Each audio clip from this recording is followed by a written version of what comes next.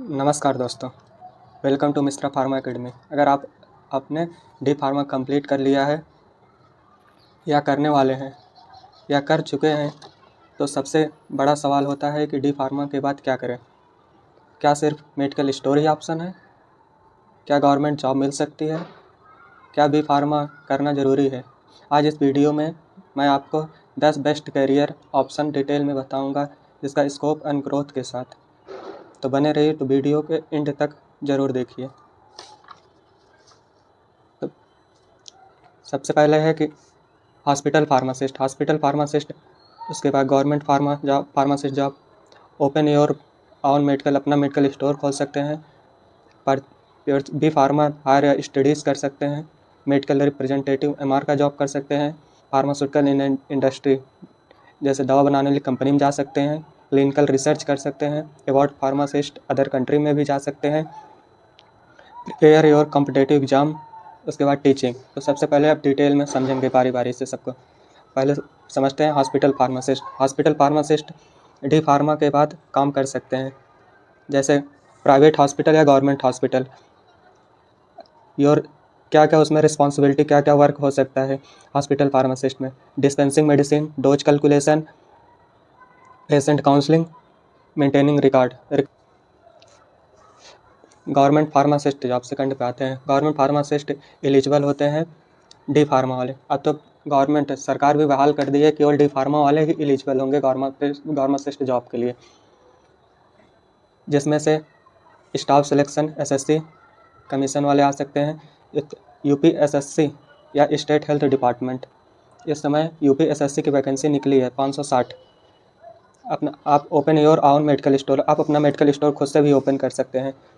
जैसे आपके पास रजिस्ट्रेशन कहाँ का? स्टेट फार्मेसी काउंसिल का। ड्रग लाइसेंस होना चाहिए। इन्वेस्टमेंट लगभग 5 से 10 लाख रुपए करना पड़ेगा, लेकिन प्रॉफिट लोकेशन और कस्टमर बेस पर डिपेंड होता है।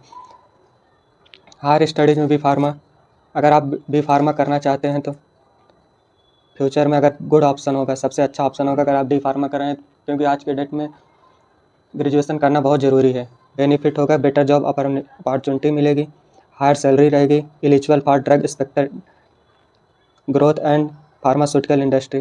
फार्मास्यूटिकल दवा बनाने वाली कंपनी में जाएंगे, उसका तो ग्रोथ है, ये है भाई। MR मेडिकल रिप्रेजेंटेटिव, आप फार्मास्यूटिकल कंपनी में भी MR का जॉब कर सकते हैं। डॉक्टर को प्रमोट कर सकते हैं मेडिसिन से।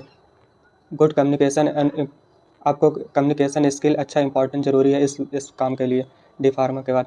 फार्मास्यूटिकल इंडस्ट्री में आप जा सकते हैं। इनका काम यही होता है प्रोडक्शन करना, QA या QC। आप दवा बनाने वाली कंपनी में जा सकते हैं, लेकिन बट डी फार्मा के बाद बी फार्मा करके ही जाएंगे तो ज़्यादा ही बेटर ऑप्शन आपके लिए पड़ेगा। क्लिनिकल रिसर्च, अगर आप क्लिनिकल रिसर्च में भी जाना चाहते हैं तो बी फार्मा के बाद डी फार्मा करिए, बी फार्मा उसके बाद ही ऑप्शन बेटर ऑप्शन रहेगा। जैसे हायर सिटी में जा सकते हैं। अवार्ड फार्मासिस्ट अदर कंट्री में भी जा सकते हैं, लाइक जैसे दुबई हो गया, गल्फ नेशनल हो गया। लेकिन यहाँ एक चीज़ ये फ़ायदा रहता है अवार्ड फार्मासिस्ट में, इंडिया से सैलरी ज़्यादा होती है। सबसे ज़्यादा सैलरी अवार्ड फार्मासिस्ट में ही मिलता है। Prepare your competitive exam, drug inspector बनने के लिए आपको भाई बी फार्मा करना यहाँ पे बहुत सबसे एलिजिबल हो जाता है। आप बिना बी फार्मा के आप नहीं जा सकते। फार्मासिस्ट का जॉब तो करेंगे, रेलवे फार्मासिस्ट का। एक यहाँ सबसे बड़ा रोल होता है टीचिंग का। टीचिंग एकेडमिक्स आप ज्वाइन कर लीजिए, आपका फ्यूचर ही आपके लिए बेस्ट रहेगा, आप डिसाइड करें। तो दोस्तों, डी फार्मा के बाद सिर्फ एक ही ऑप्शन नहीं है, आप अपने इंटरेस्ट और गोल के हिसाब से करियर चूज कर सकते हैं। अगर वीडियो पसंद आया हो तो लाइक और चैनल को सब्सक्राइब करें, मिश्रा फार्मा एकेडमी। तो मिलते हैं नेक्स्ट वीडियो में।